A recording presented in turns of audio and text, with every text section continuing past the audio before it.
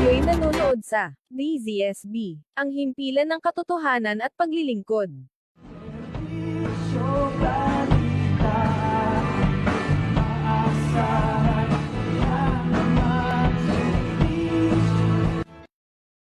Welcome to my program, Point of View, and I'm your host, RJ Salgado. Join me in the next hour or more as we dig deeper into the issues behind the news, from police accomplishments to the political arenas, from national issues down to local events. We'll get to know our leaders, what they have accomplished, and what their future plans are. And if needed, we'll call out the personalities who need to answer inquiries about various concerns of the people who are asking for accountability, transparency, and performance. On our program, we shall also try to provide assistance in any way possible to our valued viewers who are in need of adequate public service, from legal advice to medical assistance.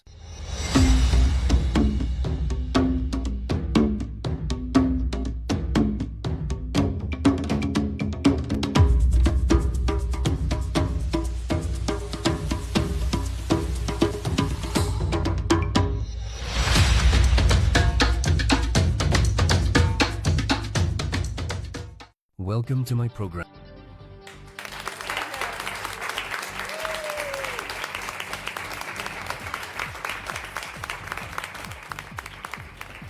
Okay, isang magandang hapon, Pilipinas, at sa lahat ng ating mga kababayan all over the world. Yan, mapagabi man dyan, umaga, yan, o hapon, isang magandang araw po sa inyong lahat. Ayan, at syempre batiin muna natin, bago. Yan, bago natin batiin welcome sa programang Point of View. Kasama ang inyong lingkod, RJ Alakdan Salgado. Ayan, samahan niyo ako sa isang oras mahigit. Ayan, isang oras mahigit ng talakayan. Ayan, may mga pag-uusapan tayo ngayon. And syempre, bago tayo lumawig, batiin muna natin ang ating masugid na taga-subaybayan, si Manoy Remy Hilario. Ayan, isang magandang hapon po, Manoy. Ayan. At maraming salamat sa iyong panonood. At sa lahat ng ating mga viewers, ayan, paki-like ang ating broadcast ngayon. Paki-share. Ayan. At syempre, dun sa mga nais magpa-shoutout dyan. Ayan, may mga gustong batiin. Pwede. Yan. Basta mag-comment lang po kayo. Yan. Libre lang po mag-comment. Yan. At syempre, basta mahalaga naka-share at naka-like. Yan ang pinakamahalaga dyan. So, ngayon, ang sa araw na to, mga pag-uusapan natin. Yan, may mga pag-uusapan tayo ngayon dito. Uunahin natin dyan yung mga bagong direktiba mula sa DILG. Yan. Ano ba to? Ito, medyo kailan lang in-announce to kahapon lang yata. At hindi pa nakakarating sa pangkalahatan. Sabihin, lalo na sa mga local mainstream media, o konti pa lang ang nag-aanunsyo o nagbabalita. And siyempre pag-uusapan natin yung performance ng PNP ng lungsod ng Calamba. Kamusta kaya ang kanilang performance para sa taong ito? And, at siyempre, isa sa mga mainit na pinag-uusapan, ewan ko, maraming kumukontra dito mga viewers kaya natin, kumukontra kaya dito, ang death penalty para sa mga corrupt na government officials dapat nang isulong. Malalaman natin mamaya. Doon sa mga viewers natin, mag-comment lang po kayo kung kayo ay pabor sa death penalty para sa mga tiwali, mga mandarambong, mga corrupt na government officials. Lalo na doon sa mga pinagkatiwalaan natin ng ating sagradong boto.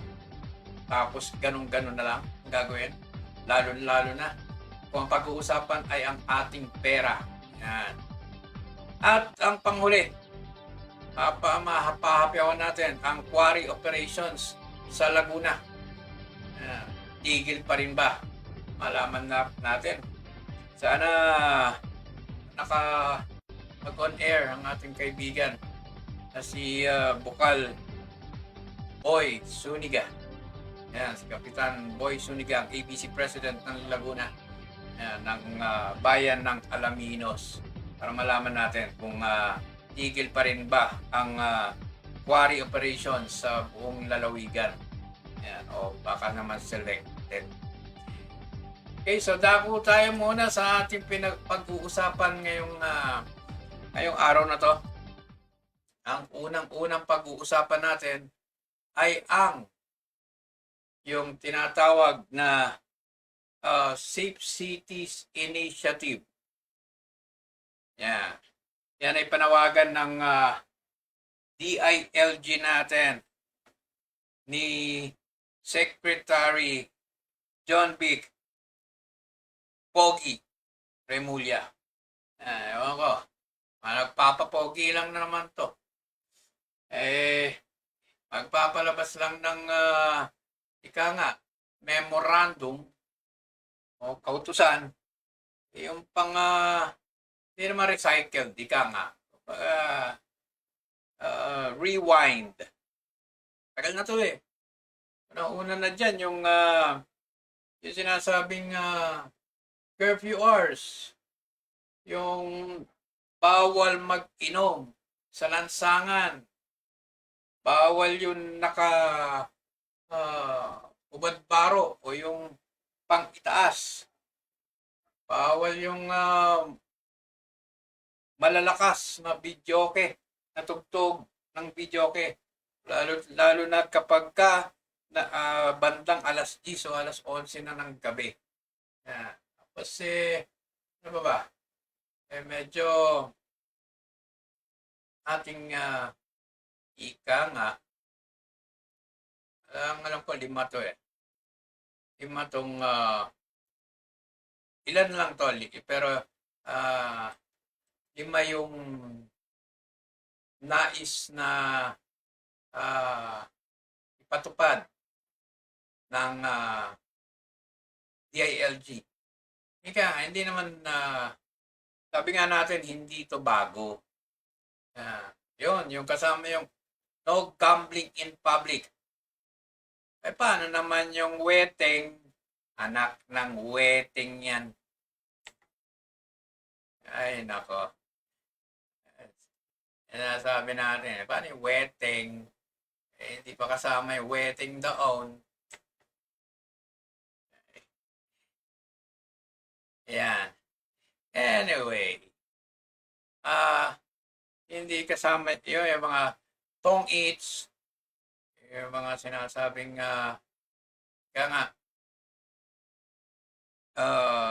yung mga sugal na yung panlupa kung tawagin, yan, ay ipinagbabawal na raw yun. Pagbabawal na yung ganon. Meron tayong kaya naman natin sinasabing ito ay di ba recycled? Ito ay parang rebirth. Yeah. Inulit lang. Tawag nila doon, lalo na yung mga bata, paulit-ulit. Yeah, ganun yun eh. Yan ang minsan yan ang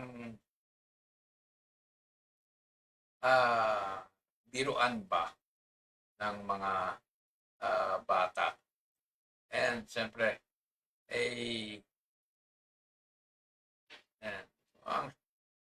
natin malaman kung meron tayo. Kung may audio nga ba tayo? May audio nga ba? Paki-comment nga. Medyo hindi natin ma-monitor kung tayo ba ay may audio. Medyo nawawala tayo sa kikita lang natin. Actually. At yeah. So, sabi nga, Sa bawat bayan, sa bawat lungsod, may kanya-kanya ng ordinansa bukod sa batas pang-nasyonal na ika nga, nananawagan bilang pagharap o pagsama sa kampanya ng peace and order ng kanilang lokalidad. Yan. Unang-una na rin dyan, siyempre, para maiwasan ang mga krimen o mga kaguluhan. Lalo na yung sa pag-iinom. Alam naman natin, minsan, kapag nagkainuman na at nagka-wating-wating na dyan, wala na. Alaws na. So, yan nasabi natin sana mapatupad. Pero alam ko ang ating kapulisan ay medyo sabi nga may strict implementation sila ng ganitong mga palisiya. Isang magandang araw kay Pastor Dennis Pustaris. Ayan. Magandang hapon. Check lang muna natin, check lang natin sa ating monitor kung tayo nga ba ay may isang meron tayong audio. Yan, meron. May audio nga tayo. At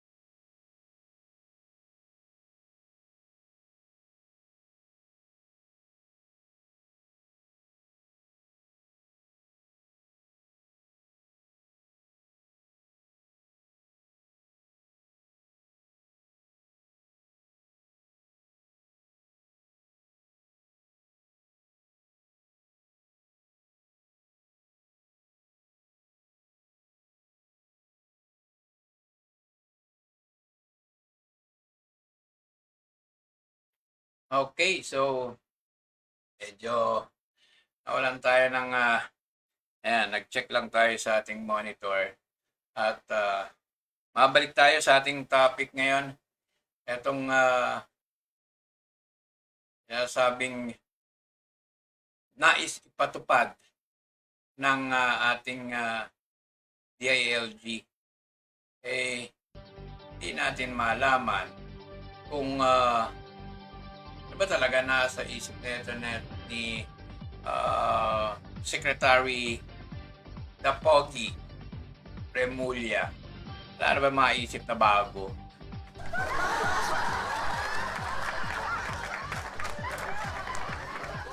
Ewan ko. Sadya talaga yata ganun. Pero anyway, maganda po yan. Hindi naman natin sinabing masama. Hindi naman natin sinabing pangit. Ang sa atin lang, magpapapogi lang naman. Sana naman yung unique ba, bago sa pandinig. Pero maganda yan. Kung sakaling ang sinasabi nga is dun sa pagkaroon ng initiative, mas paigtingin ang pagpapatupad ng mga batas, lokal na batas o ordinansa, mas mabuti yan. Sabi ko nga magpapapogi lang, lumang estilo pa.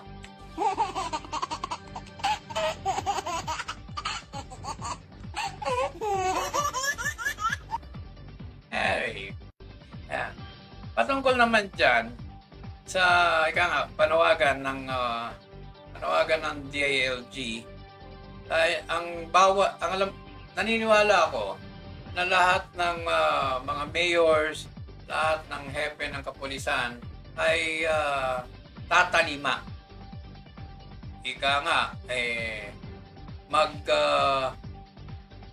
Tutupad sa sinabing direktiba.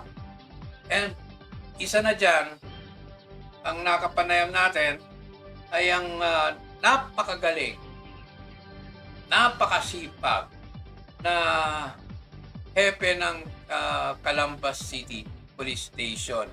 Mamaya pag-uusapan natin yung kanyang naging performance dito sa ilang buwan pa lang siya. May mga notable performances. Pero yan, bago yon, pakinggan natin yung kanyang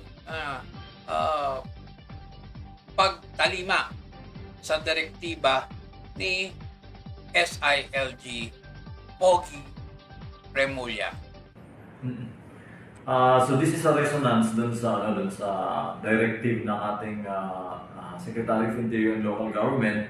And indeed, we do have an ordinance here in Calambas City prohibiting, number one, yung drinking in public places. So that includes yung streets, alleyways, roads, and generally convergences ng public. So, bawal po ito. And this ordinance has been existing for almost a decade na dito sa city natin. And we will implement this one. Doon naman sa video okay, maliban sa my city ordinance, basic courtesy din ito na video okays or this sound amplifying machines should not be used in public. Of course, it has an exemption, pero dapat hindi siya nakaka-disturb ng neighborhood natin. No? So, bawal sa streets, alleyways, public spaces, except of course on sa religious activities or by rallies na permitted, and dun sa resort areas natin here because we are a tourist area like Pansol. But generally, dapat ang idea ng prohibition na yun is that nasa enclosed ka lang, nasa bahay mo lang, and see to it na as much as possible yung sound should be within that compound as well. Hindi siya nakaka-estopo. So this one, this will be part of our Oplan Galugad. No? We will look into this one. No? Of course, with human consideration naman. But kasi ang habol naman namin sa Oplan Galugad is, this is anti-illegal drugs, anti-illegal gambling, and general anti-criminality. But in doing so, tapos may mahagilap kami, tapos alanganin ng oras, tapos nasa public places pa na nag-iinom, like in the streets, bawal po yun. Let's not go into that. Dahil may ano po to, may fine. Mahal ang fine nito Yung first na violation mo dito is 3,000. Ang second mo dito is 5,000. Tapos may certain imprisonment na to, nakalakip. And then so on and so forth. So the third one, 5,000 and longer time na yung imprisonment mo.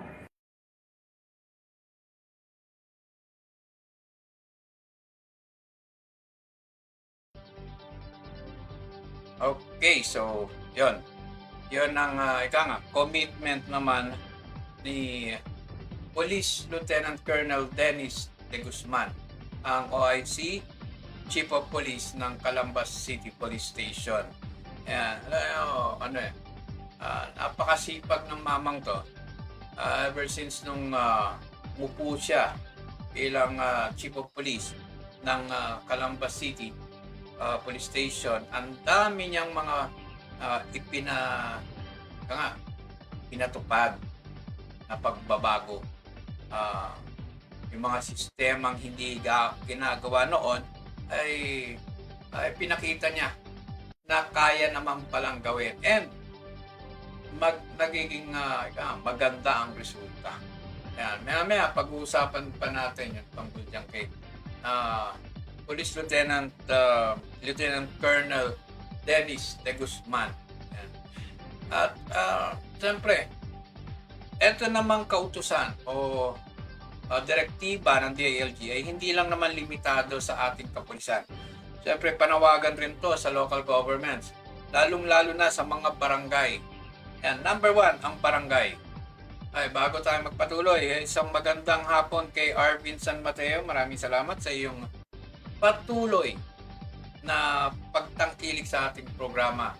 Yan, si batchmate Arvin San Mateo, may-ari ng Black Dragon Game Farm. Mabuhay ka.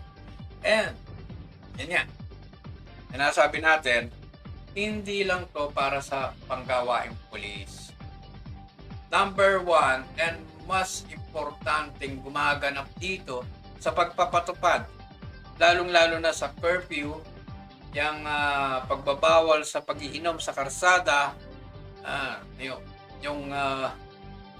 pagbabawal sa mga paglalakad ng hubad baro pantaas.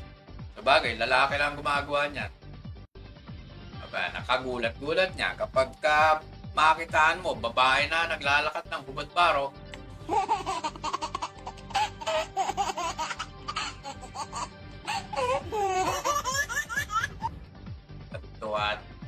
Tuwa si baby sa ganon.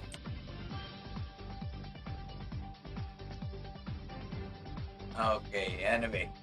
Ayan, panawagan dun sa ating mga magigiting at masisipag na kapitan. Yan, lalo-lalo na sa lungsod ng Calamba.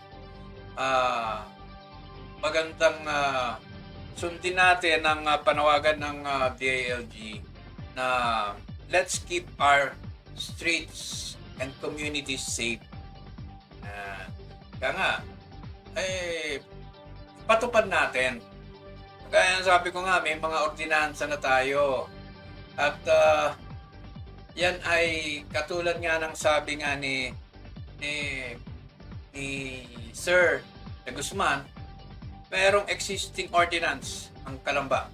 Way back 2016 pa yata yan. Hindi ko alam kung sinong author. Si dating Konsehal Tornila Hara yata ang author nun na inaprubahan. Actually, may kopya ang Public Safety Office Pomposo ng nasabing ordinansa na pinagbabawal yung pag-iinom sa karsada, sa tabing karsada, at yung pagpapatugtog ng videoke ng lampas ng alas 10 o alas 11 ng gabi. Yan. Okay lang yun kapag sa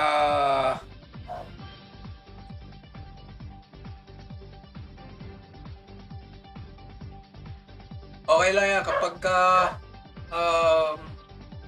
sa mga resort area, pinapayagan yata kapag sa resort area ay hanggang alas 12 or pwedeng hinaan dun sa abot lang sa mismong compound ng kanilang resort na pinagdadahusan.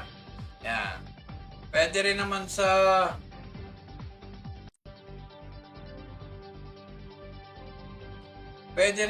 lansangan. Yung kapag nung pag-inom, kailangan lang kumuha ng permit. Kunyari may okasyon at maliit ang espasyo. Ayan. So, hihingi lang ng permit sa barangay. Yan sabi nga ni Police Lieutenant Colonel de Guzman, yung medyo pagpapatupad ng batas ay yung medyo makatao. So, may consideration ba? Human consideration. Hindi yan yung sinasabing hindi yan yung sinasabing neto ni Ombudsman Boyeng Remulla na bending the law. Hindi yan yun.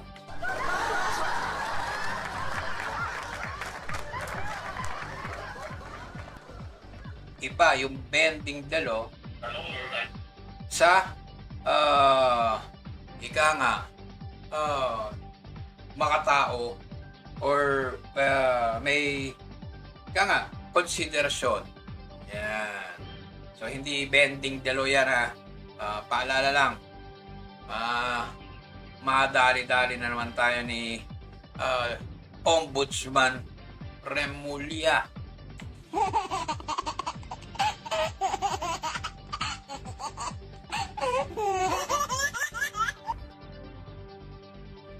Natatawa tuloy si baby.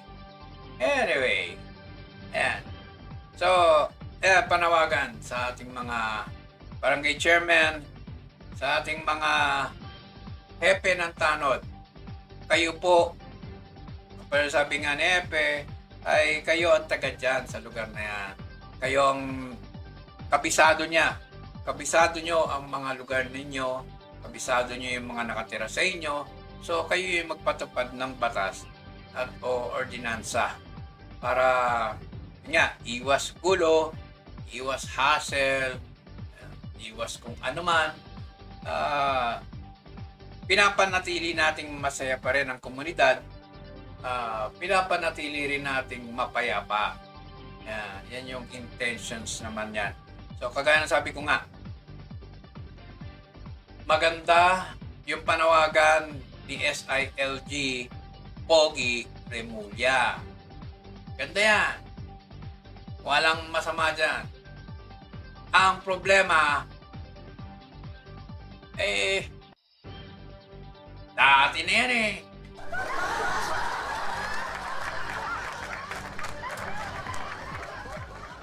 Kung sadyang gusto magpapogi, isip-isip naman ng bago ha.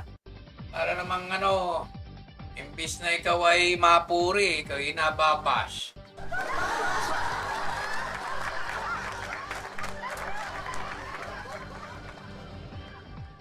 Wala na ba maisip na bago? Anyway, so dako naman tayo dito. Yan, change topic na tayo. Iwanan natin yan si The Pogi. Yan, at total.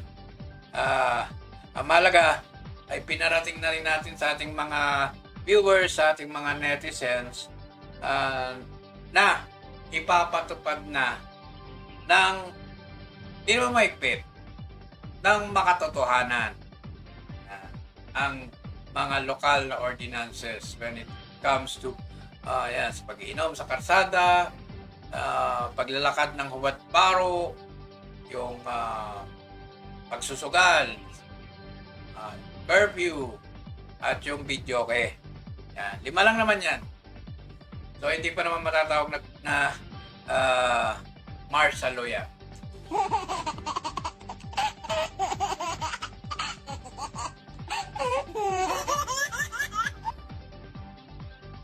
Anyway. So, when it comes to the performance ng netong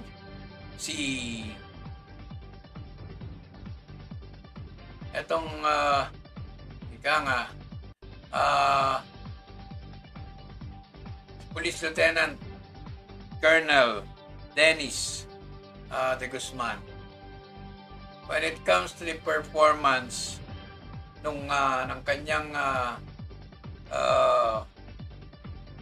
paglilingkuran o pamumuno ever since nung siya dumating way back 2025. Kailan lang. So, itong mamang to, hands-on sa kanyang trabaho. Hindi ko alam kung ito'y natutulog pa. Talaga namang ubod ng sipag. Siya rin na nagpa-implement ng Oplan Galugat dito sa lungsod ng Calamba, kung saan marami ang mga nahuli, na aresto ng mga individual na may kinalaman sa illegal na droga.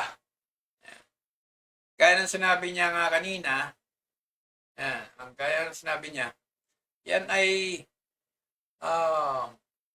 yung Oplan Galugat is attributed doon sa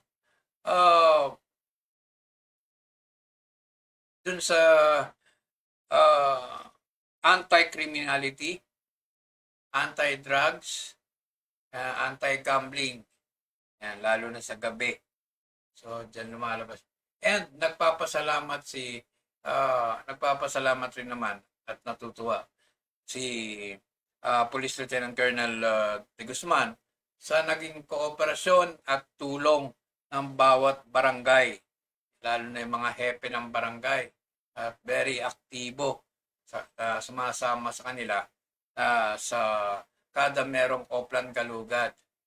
Pakinggan natin yung mensahe o yung masasabi naman ni Hepe patungkol dito sa kanyang mga naging kaagapay sa Oplan Kalugad. Actually, they've been helping us and they're really our vanguards dito sa natin sa peace and order ng Calamba, you know. So, alam man din nila ito, no? But with a certain consideration because they themselves are resident of that area. So, wag lang mag-excess, no? The human excess, wag lang sobrang abuso na yung mga tao. Dahil, in fact, if we are going to strictly implement this, we do have a written ordinance for this one. And, pasensyahan na po tayo kung nahuli kayo dahil wala tayong lusot dyan kasi mayroong written ordinance. At kung nakita ko yung nagiinom in public places or excessive na yung pag-video okay natin, na nakakabalahaw na it intrudes the privacy na ng ibang resident, wala kaming choice kundi hulihin din po namin kayo. Ayun, so, nga, yan yung panawagan din. Part ng panawagan ni ng magaling, masipag na hepe ng Calamba City Police Station regarding dun sa panawagan ng DILG. Going back, maraming mga accomplishments naging accomplishments tong Calamba City Police ever since nang nag-take charge itong si Police Lieutenant Colonel De Guzman. And palagi niyang kinakausap ang kanyang mga tauhan para mabriefing, palalahanan dun sa sistemang dapat ipatupad. And actually, for the month of February, itong taon na to, nagkaroon ng 30 na mga huli na mga through warrant of arrest yung ang sinagawang panguhuli ng buwan ng February. At nagkausap kami kailan lang ni Sir Chief. Sir Chief na lang. Ang haba kasi haba ng Police Lieutenant Colonel De Guzman. Hindi ko pa sinama first name, ha. Wala pa yung Dennis doon. Sir Chief na lang. So, naka 30. Pero based sa aming kwentuhan, kamustahan, nag-average siya ng at least 26 crimes every month. Pero hindi naman palaging 26. Minsan, may pailan-ilan. So, isa sa mga masasabing preba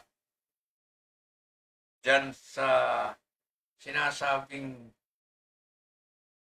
bilang ng mga nahuhuli o bilang ng mga nare-resolba ng mga kaso. Very notable. Kung titingnan natin, way back September 2025, merong siyang na-accomplish na 27 cases na unsolved. Pero pagdating ng Marso, itong taon na to, isa na lang ang unsolved case. Pero ongoing. Malapit ng ma-solve din yan. ano ang nais nating iparating o ipaalam sa ganitong itong figures na sinasabi. Ganon ka-episyente, ganon ka-epektibo ang sistemang ipinatupad neto ni Police Lieutenant Colonel Dennis de Guzman sa estasyon ng kapulisan dito sa lungsod ng Calamba. And dahil doon, sabi nga natin, give credit when credit is due. Hindi naman tayo palaging nakapuna. Dito kay Sir Chief, congratulations. Keep up the good work. Calamba City, especially the Calamba City Police Station, needs leaders and officers like you.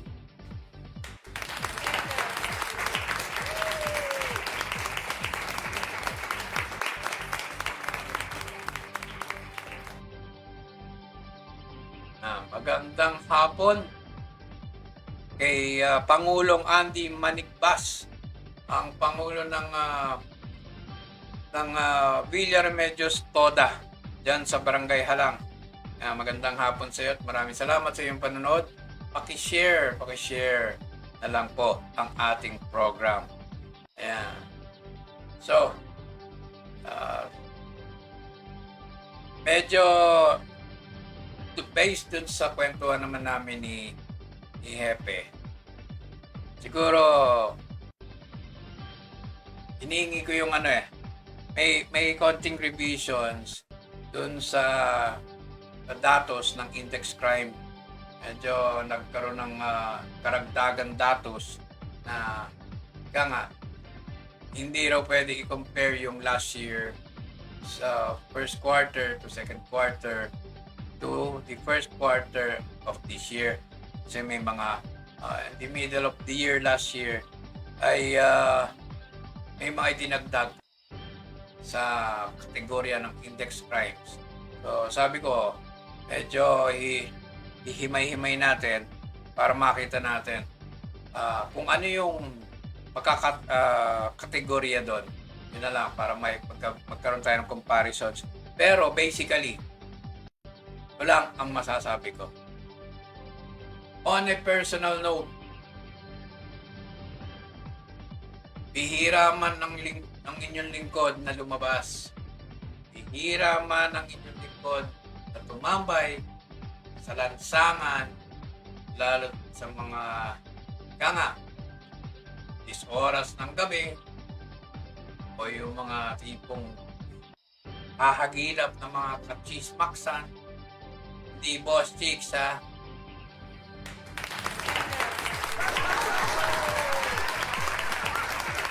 Di Boss Chismak, Chismis. Yan. Nararamdaman ko at nakikita ko yung kaibahan. Dito siguro pwede natin masabi Calamba City has become much safer than before. Calamba City has become a much business and tourist-friendly destination since nung umupo bilang hepe ng kapulisan itong si Police Lieutenant Colonel Dennis de Guzman.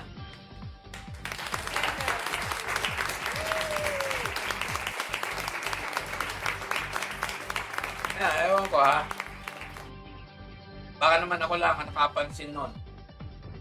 Kayo mga viewers, kayo mga netizens, kayo na magsabi, kayo na magpatunay, kayo mag-comment po kayo. Mag-comment kayo kung you don't feel safer living dito sa lungsod ng Calamba nowadays. Yan. Comment lang kayo. Kung meron bang mga kabi-kabilang krimen na nangyayari, patayan, holdapan, nakawan. Oo, sabihin na natin yung yung mga drug cases, yung mga nakita naman natin yung effort ng kapulisan natin. Hindi tumitigil. Sabi nga, bakit ang daming huli? Sasabihin, umaba. Eh, ang dami-dami nahuhuli. Natural, nagtatrabaho ang mga kapulisan. Natural. Hindi patulog-tulog sa kangkungan ng mga kapulisan. Kaya marami nang nahuhuli ngayon. At yan ang totoo. Subukan yung pakuya-kuya-kuy ang hepe. Subukan yung patulog-tulog sa kangkungan ng mga tauhan niya. Tingnan natin kung may mga mahuhuli. Minsan nga, kakutsaba pa yata ang kapulisan, itong mga drug personalities.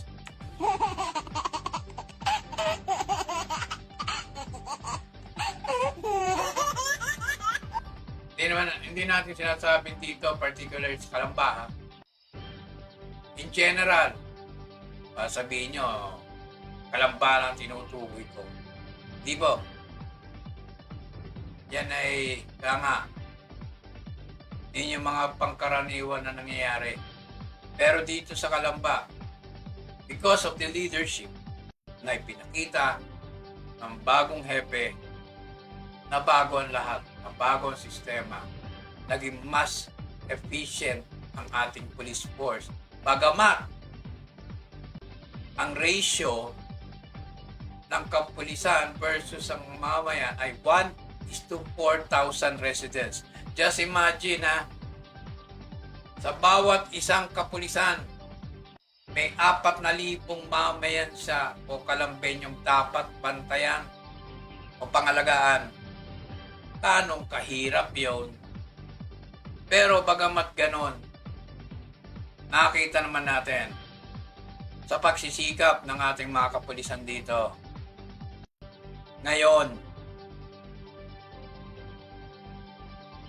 ewan ko, sinong magbibigay ng award? May makakaisip na naman dyan, yung mga fly-by-night ng mga award-giving bodies, kuno-kuno.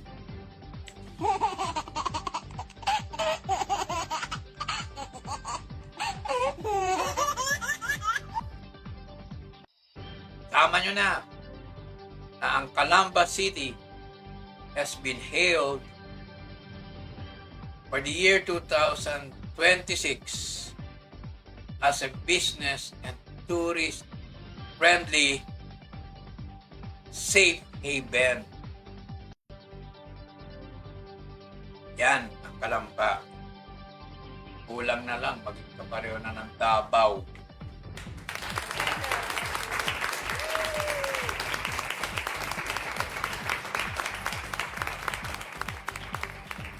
Malay natin sa pagsisikap at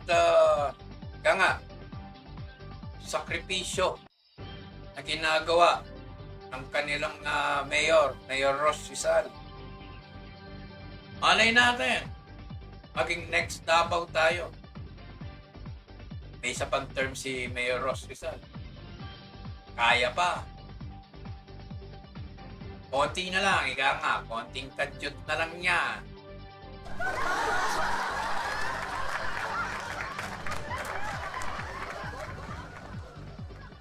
Basta't nagkakasundo ang sanggunian at ang ehekutibo, dinagdagan pa ng Lone District Representative at siyempre sa pakikiisa ng bawat barangay leaders o barangay officials at ng mamamayan. Walang imposible. Walang imposible. Kaya ng bawat Calambeño, kaya ng Calamba maging the next Davao City.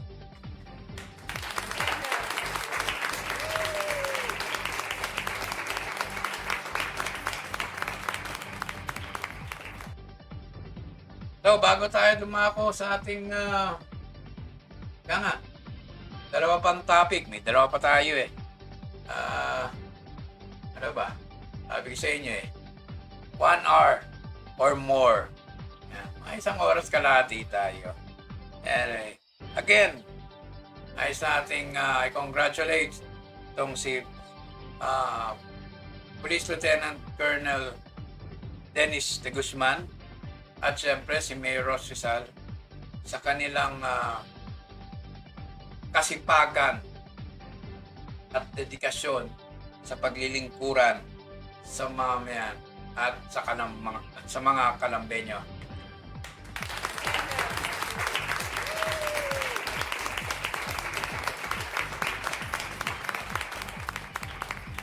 Magbabalik ang Point of View kasama ang inyong lingkod, RJ Alakdan Salgado.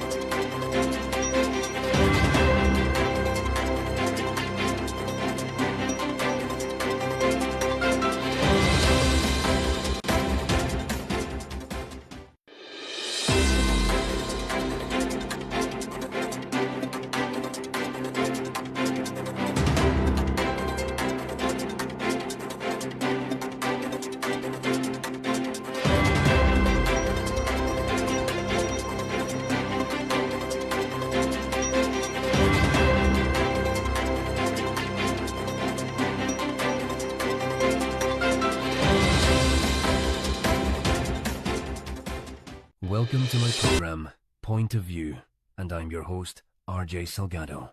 Join me in the next hour or more as we dig deeper into the issues behind the news, from police accomplishments to the political arenas, from national issues down to local events. We'll get to know our leaders, what they have accomplished, and what their future plans are. And if needed, we'll call out the personalities who need to answer inquiries about various concerns of the people who are asking for accountability, transparency, and performance. On our program, we shall also try to provide assistance in any way possible to our valued viewers who are in need of adequate public service, from legal advice to medical assistance.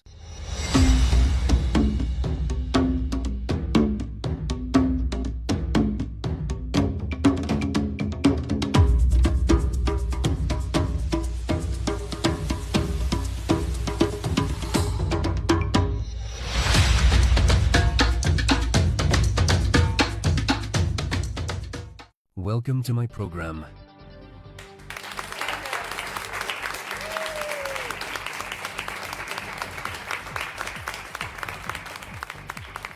Okay, welcome back sa programang Point of View at syempre kasama nyo pa rin ang inyong lingkod, RJ Alakdan Salgado. Yan, ngayon, eto medyo interesting ang ating topic ngayon. Doon sa mga netizens natin, pwede kayo mag-comment ha. Pwede kayo maglagay ng inyong mga violent reactions. Baka nahihiya po kayo.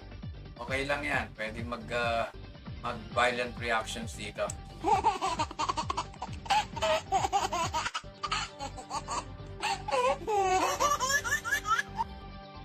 Matuwa naman si baby. Anyway, pag-uusapan naman natin yung death penalty na isinusulong sa Kongreso. Ewan ko, mukhang yung death penalty na to mukhang na-dead na naman eh. Na-dead na naman, sabi.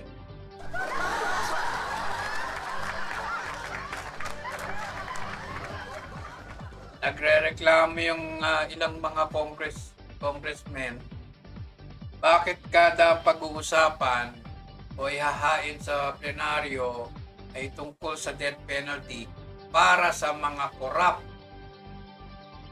government officials. Bigla na lang nawawala hanggang first reading lang daw.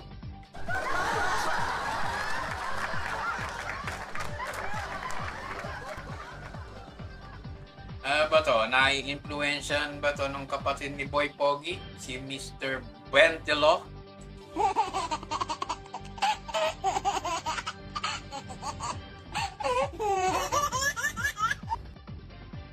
Let's face it.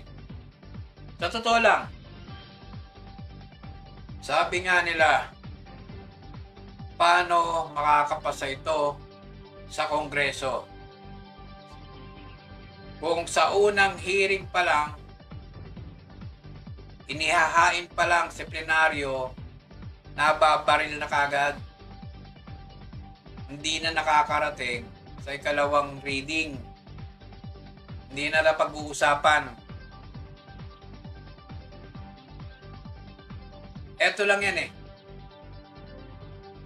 Kung sadyang walang kinakatakutan o pinangingilagan etong mga gumagawa ng batas, ng mga kongresista, mga senador, kung sadya kayong wala kayong itinatago, wala kayong pinapangambahan, ipasa nyo ang batas na to. Bakit hindi niya mapasa? It just goes to show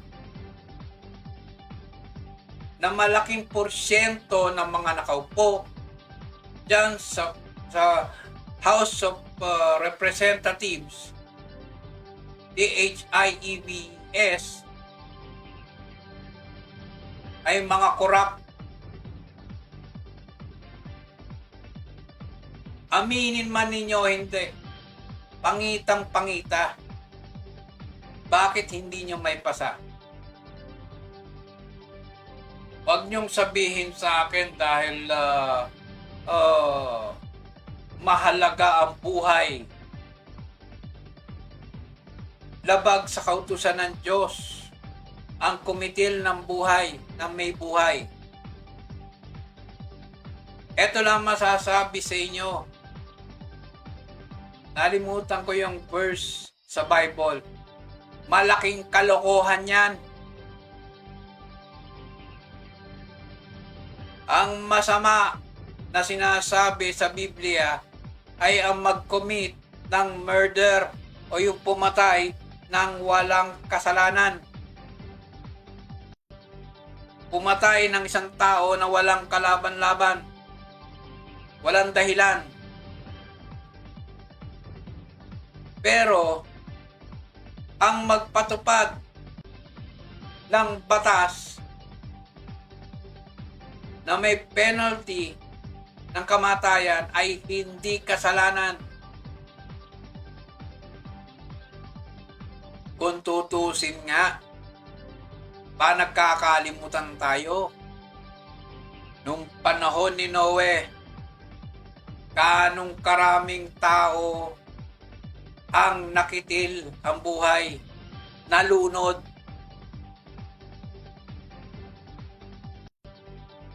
Sinadya ng Diyos ng Panginoon na gawin yon dahil dumarami na ang kasalanan ng tao ng mga panahon na yun.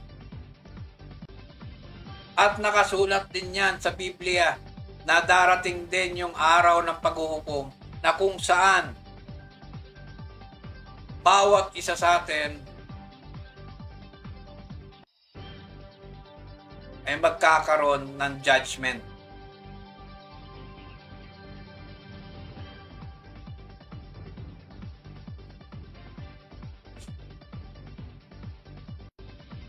So hindi po dapat pinangingilagan o ginagawang katiwiran yon upang hindi isulong ang death penalty dito sa mga corrupt officials. Yun nga sinasabi natin, lalo na sa inyo, kayong mga congressmen, congresswomen na pinagkatiwalaan namin, na kayo ang aming magiging representante, kayo ang aming kinatawan sa pamahalaan. Natural lamang maningil kami.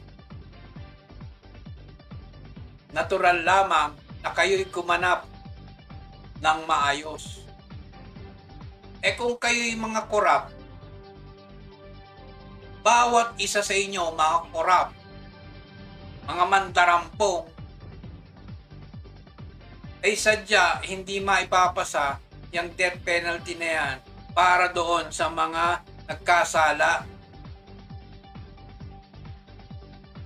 Hindi maipapasa yan kahit kailanman. Tandaan nyo to, mga netizens. Tandaan nyo to, mga congressmen and congresswomen. Hindi yan papasa sa kongreso pa lang. Dahil malaking porsyento sa inyo ay mga korap. Gaya ng sinabi ko, kung hindi kayo korap,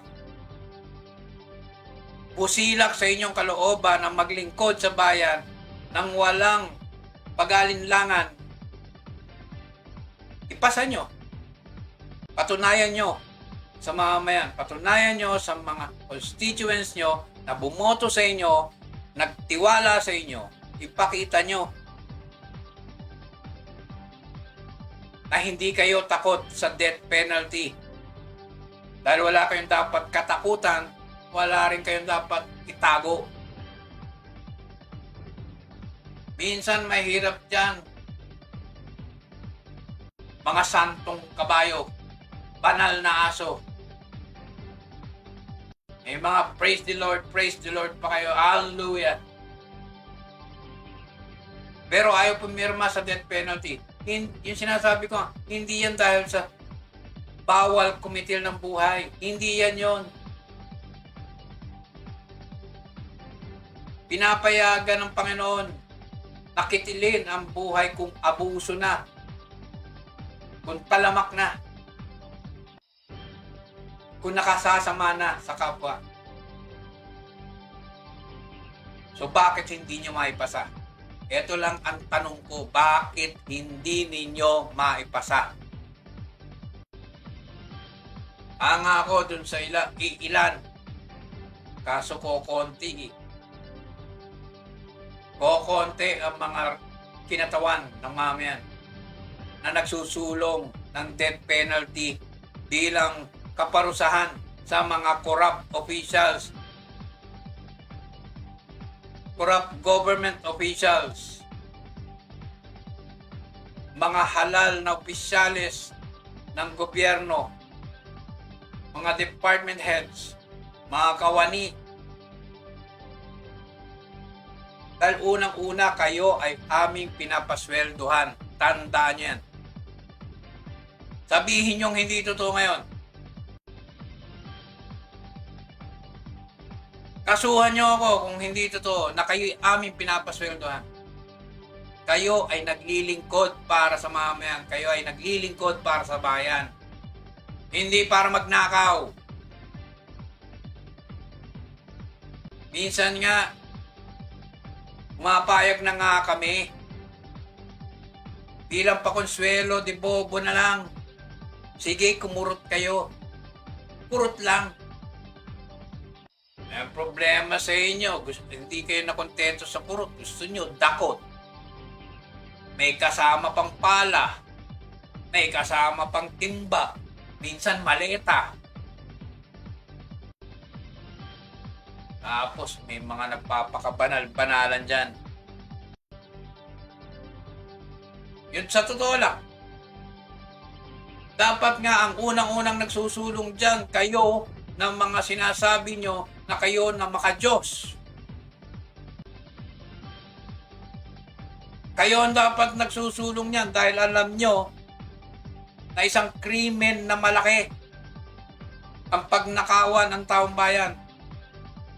Ang nakawin ng kanilang pinaghirapang pera. Kayo na mga naniniwala, pinagyayabang nyo, pinamumukha ninyo na may takot kayo sa Diyos. Patunayan nyo, kayo magsulong ng death penalty. Ipasa nyo, gawin yung isang batas patunayan nyo na kaya nyo manindigan para sa mamamayan na nagtiwala sa inyo. Nakakalungkot lang. Nagtatanong ang marami, kailan mababago? Kailan may papasa to? Ito lang ang kasagutan. Mga mamamayan, mga netizens, huwag nyo nang iboto yung nagkukunwaring mga kinatawan ninyo sa susunod na halalan. Bumoto kayo ng bago. Yung mga may paninindigan, may paniniwala sa malinis na paglilingkuran. Huwag nyo nang iboto yung mga nakaupo na yan. Dahil yun lang, on my own personal point of view, ang masasabi ko, wala kayong kwentang lahat. Hindi nyo kayang manindigan para sa kung ano ang ikabubuti ng mamamayan, ng mga taong nagtiwala sa inyo. May papasayang batas na yan. Kung mapapaltan lahat ng legislators. Hindi natin kailangan ng charter change. Hindi natin kailangan ng kung ano-ano pa. Ang kailangan natin ay yung mga mambabatas na marunong mahiya sa taong bayan, na nagtiwala sa kanila para itluklok sila dyan sa posisyon nila. Tama nga sabi ni BBM, pahiya naman kayo. Mahiya kayo sa amin. And it's high time na nagkaroon ng pangil ang batas para magkaroon ng katinuan dito sa ating bayan. Kaya gusto nyo ng pagbabago? Doon sa mga netizens, gusto nyo may sulong ang death penalty para sa mga corrupt officials, yung mga nagnanakaw dyan sa bayan, mga nagnanakaw sa well-earned taxes ng mamamayan. Huwag nyo nang iboto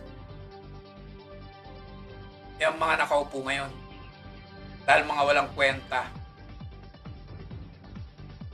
Wala silang pagmamalasakit sa inyo.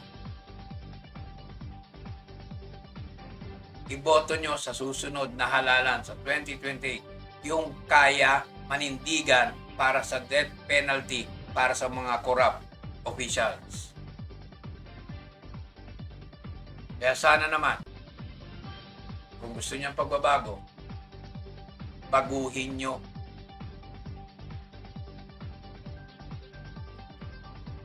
Baguhin nyo, paltan nyo ang nasa loob ng House of Representatives. Yung dating THIEVES, gawin yung TIVES. Ibalik nyo sa normal, ibalik nyo sa nararapat. Maging representatives, kinatawan ng mamamayan.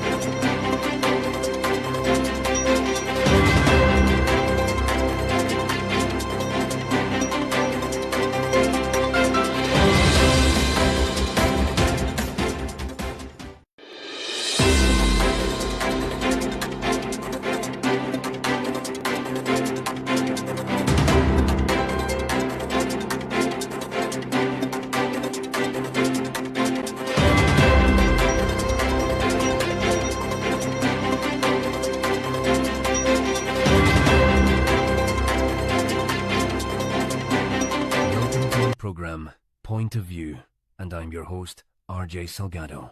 Join me in the next hour or more as we dig deeper into the issues behind the news, from police accomplishments to the political arenas, from national issues down to local events, We'll get to know our leaders, what they have accomplished, and what their future plans are. And if needed, we'll call out the personalities who need to answer inquiries about various concerns of the people who are asking for accountability, transparency, and performance. On our program, we shall also try to provide assistance in any way possible to our valued viewers who are in need of adequate public service, from legal advice to medical assistance.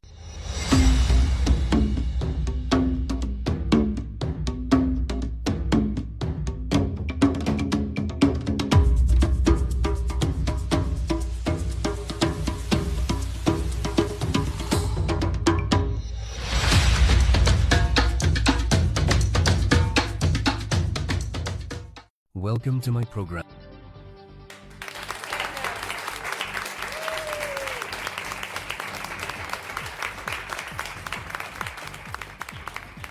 Okay, muling nagbabalik ang Point of View. Kasama niyo pa rin ang inyong lingkod, RJ Alakdan Salgado. Medyo kailangan natin uminom ng malamig na tubig. Mainit na ang panahon. Alalo ko nga, may nagbiro.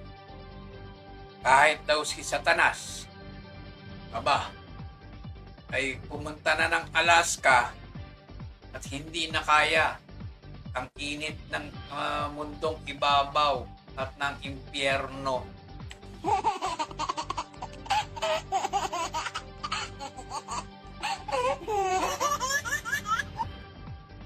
Ewan ko. Sadyang mainit na talaga ang panahon. Ito na yung summer. So, ingat-ingat po sa heat stroke at pagdala palagi ng tubig na malamig. Minsan nakakainit din ang ulo tong mga representatives. Ito ewan ko ba? Pag-uusapan, ayan tungkol dyan sa paggarang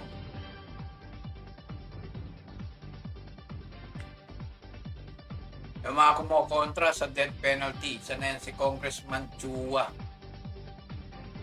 Ewan ko ba kung pag kontrang-kontra yan. I-background check na yan. Alamin ang history niyan sa politika. Sige nga. Okay lang na kumontra kung hindi ka korap. Hindi natin sinasabing korap ka ha. Hindi ko sinasabi. Hindi ko lang malaman ba't ka napaka-kontra mo. Sabi ko nga, kung wala kang tinatago, wala kang dapat ikatakot, isulong mo. Isa ka sa mga dapat na maging advocates niyan. Lalo na doon sa 7 representative ng mamayan dito sa lalawigan ng Laguna. Sino kaya dito ang muling magbubukas o maghahain ng panukalang magkaroon ng death penalty para dun sa mga corrupt government officials? Isang hamon to sa 7 congresswomen ng lalawigan ng Laguna. Kay Congresswoman Ann Matibag, kay Congressman sino ba bang congressman to? Yung dating mayor ng si Congressman Timagila, Congressman Roy ng Santa Rosa, Congressman Ramil Hernandez, Congresswoman Cha Hernandez, Congressman Ampian Amante, kay Congressman Agaraw. 7 kayo. Magsama-sama kayo. Isulong nyo ang death penalty. Patunayan ninyo sa mamamayan ng Laguna, hindi kayo takot sa death penalty at wala kayong dapat ikatakot, wala kayong tinatago. Sana itong mga kinatawan, mga representatives natin dito sa lalawigan ng Laguna. It's high time, manindigan kayo para sa Lagunense. Baka sakaling may mga sumunod na din sa inyo. So, tungkol sa Laguna, eto, iniintay pa natin yung yung paramdam ng ating kaibigan. Ito, inquiry lang Dahil magpahang kayo ngayon, yung inquiry ng inyong lingkod dito kay Governor, hanggang ngayon, hindi pa rin sumasagot. Ewan ko, kung hindi pinapatulan ng inyong lingkod sa inquiry niya, sa inquiry ko, o hindi rin pinapatulan yung mga katanungan, inquiries, mga Lugudense, dahil wala siyang pakialam. Yun lang yun. Hihingi lang naman namin transparency, accountability. Nasaan na yung nilag level up, level down? Level up.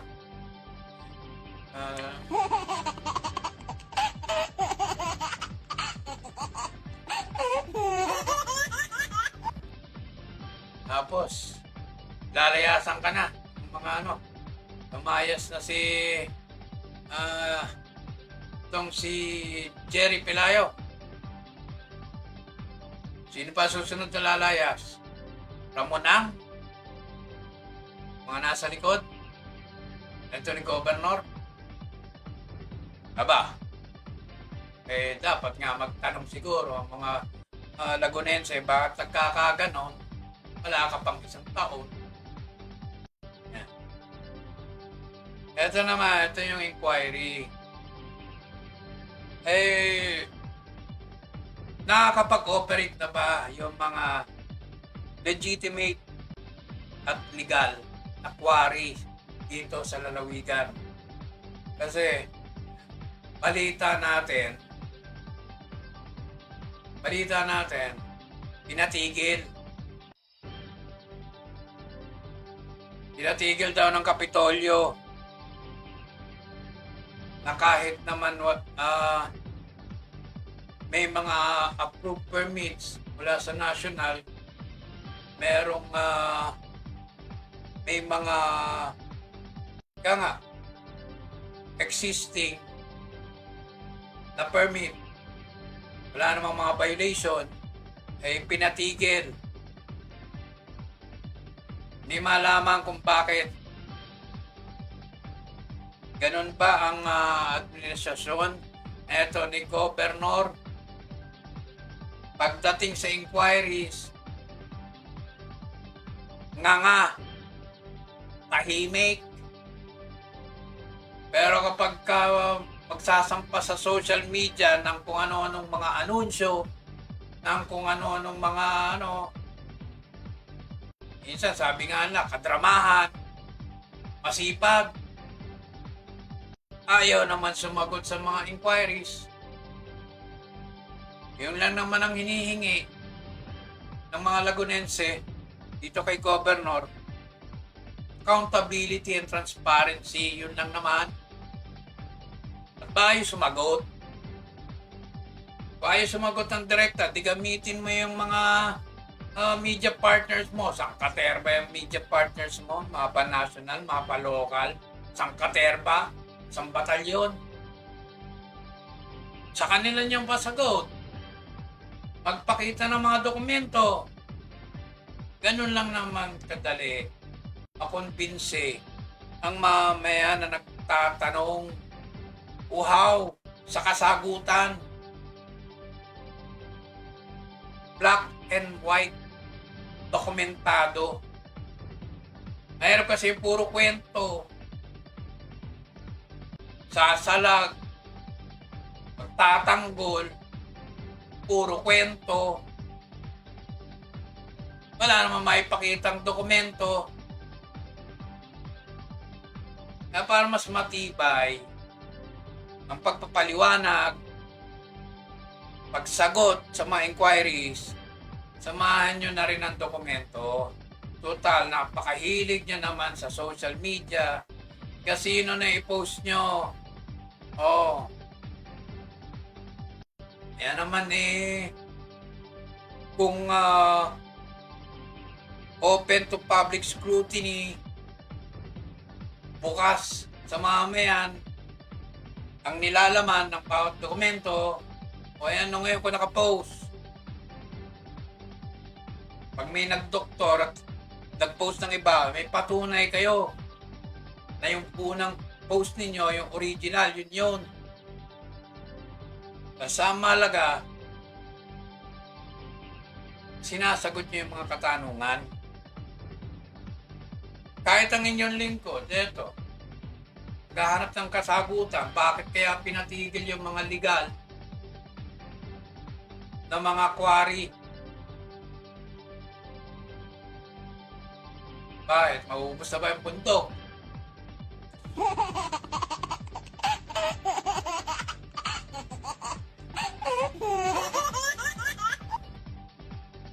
Nagtatanong lang naman ang inyong lingkod. Isang magandang hapon nga pala kay Cap Gerardo Capuyan.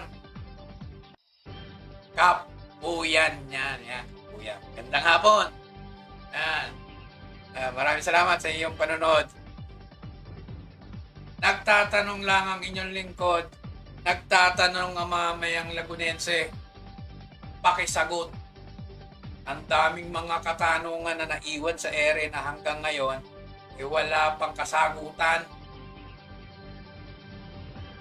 Reading ko yung sinabi ni BBM. Mahiya naman kayo. Hindi kayo sumesweldo sa pribadong kumpanya. Hindi ka sumesweldo sa ABS-CBN. Sumesweldo ka sa kaban ng bayan. Pera ng mamamayan ang ginagamit mo. Kaya dapat lang maging accountable ka. Pag nagtanong, sagutin. Baka naman bigla ka sumagot, pabalak.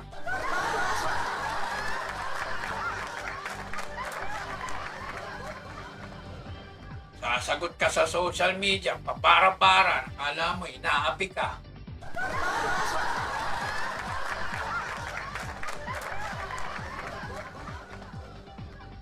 Ganon. Tama na yung panahon ng dramahan. Seryoso tayo. Nakakapag isang taon. Mga hanging questions. Ano ang nangyari sa Anilag level down? Bakit bigla-bigla iniwanan ka neto ni Pelayo?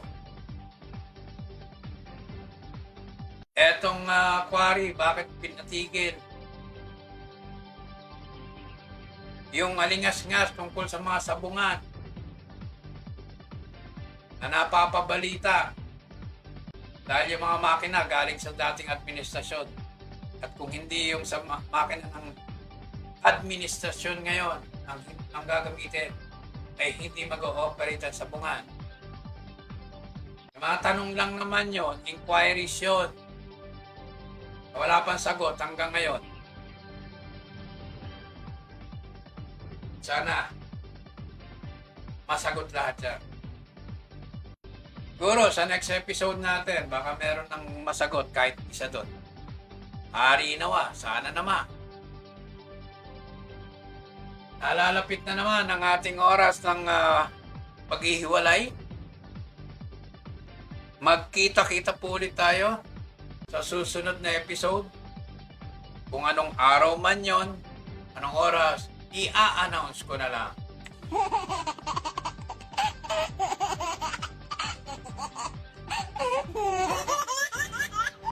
Pero rest assured, tayo'y magpapatuloy ng ating broadcast dahil kailangan natin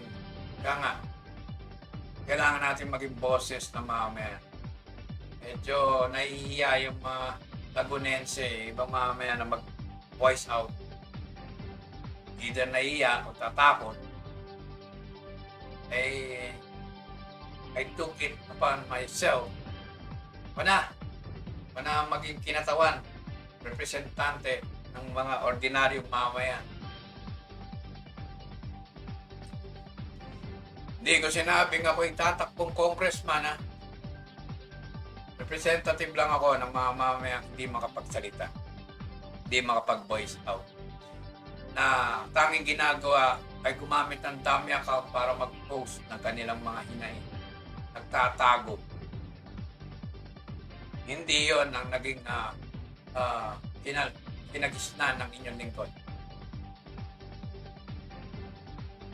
Hindi ako nagtatago. Kailanman.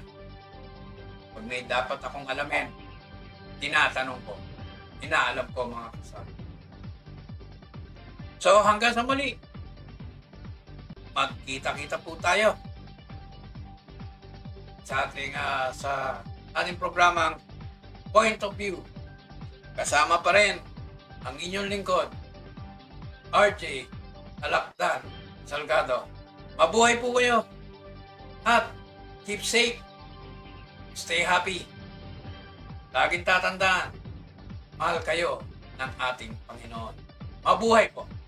Kayo'y nanonood sa DZSB, ang himpilan ng katotohanan at paglilingkod.